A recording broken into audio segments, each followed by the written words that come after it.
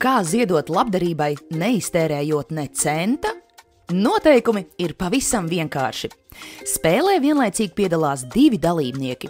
Viktorīnā kopā ir 10 jautājumi. Gan interesanti fakti par suņiem un kaķiem, gan dzīvnieku labturības normas, kas ierakstītas likumā, bet nesabīsties, ir arī atbilžu varianti. Par katru pareizi atbildētu jautājumu dalībnieks paceļ Sofiju un pavirzās soli uz priekšu. Viena pareiza atbilde ir 2 kilogramus barības vērta, ko mēs, Sofija fonds, pēc tam ziedosim vietējai dzīvnieku patversmē. Un dalībnieks pats izvēlas, vai ziedot suņiem vai kaķiem.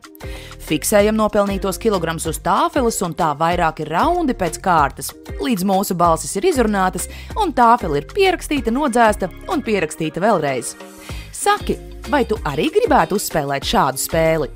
Komentārā ieraksti pasākumu, uz kuru mums noteikti jāaizbrauc.